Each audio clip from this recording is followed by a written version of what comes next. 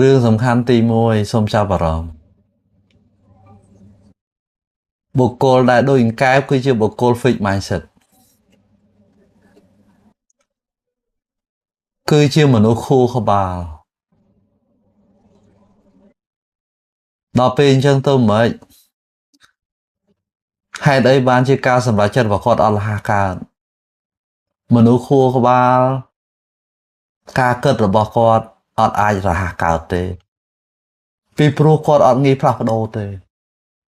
ដល់ពេលគាត់អត់ងាយផ្លាស់ប្ដូរនឹងហើយដែលធ្វើឲ្យខ្លួនគាត់បញ្ហាត្រូវចាប់អារម្មណ៍ដល់ពេលអញ្ចឹងដើម្បីខ្លួនយើងត្រូវតែគិតអំពីគោលដៅរបស់ខ្លួនឯងនិង true purpose គោលបំណងពិតរបស់ខ្លួនឯងឥឡូវខ្ញុំឧទាហរណ៍មួយយើងរៀបការសំណួរមួយសួរថាតើអ្វីដែលជាគោលដៅនៃការរៀបការរបស់យើងសំណួរទី2សួរថាតើអ្វីដែលជាគោលបំណងពិតនៃការរៀបការរបស់យើងសូមចាប់អារម្មណ៍បើសិនជាខ្លួនយើងនឹងមានគោលដៅអញ្ចឹងពិនិត្យទៅ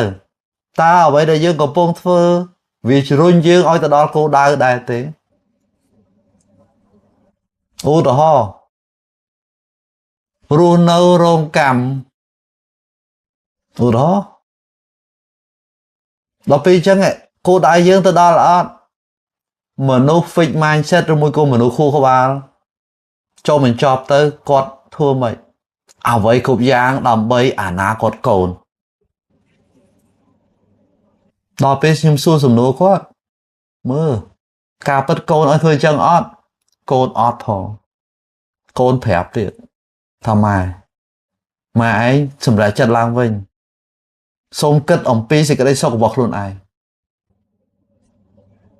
ដល់ពេលខ្លួនគាត់ពិតប្រាកដ fixed mindset គាត់ខ្លាចអញ្ចឹងហើយបានខ្ញុំចង់បញ្ជាក់ជូនណាអ្នកខ្លះថ្ម3ដុំហើយប៉ានស៊ីម៉ង់ទៀតគ្មានមន់គ្រូណាមកកោះកើតទេខ្ញុំប្រាប់ទៅបើសិនជាត្រឹមថ្ម3ដុំនៅមានសង្ឃឹមតែប៉ានស៊ីម៉ង់ទៀតអ្នកខ្លះអត់ហ្មងអត់អាចកោះកើតទេអញ្ចឹងហើយបានជានៅពេលដែលមនុស្សគិតអំពីគោលដៅនិងគោលបំណងពិតរបស់ខ្លួនឯងក្នុងសានភាពដែលមិនឲ្យយើងទៅមុខមនុស្សដែលមានគោលដៅនិងមានគោលបំណងពិតអត់ធ្វើដូចកែបទេសូមចាប់អារម្មណ៍គឺអញ្ចឹងដល់ពេលមនុស្សដែលមានគោលដៅគោលបំណងពិតអត់ទេយល់ការហ្មងគ្រាន់ឃើញសានការអត់ទេពីព្រោះគេគិតមើលទៅឆ្ងាយថាតើបើជិះទូកនឹងស្រាប់ទូកនឹងមិនទំលោតចេញពីកំពង់ទូកនឹងកំពុកសំណួរសួរថាតើអាចអុំទៅដល់ត្រើយកាត់អត់គេមើលឃើញថាអត់បានដល់ពេលមនុស្សដែល grow mindset គេឆ្លាតវៃណាស់ពីព្រោះគេមានគោលដៅរបស់គេប៉ុន្តែមនុស្ស fixed mindset ទូមានគោលដៅអត់រស់ជាខ្លួនឯងប៉ុណ្ណា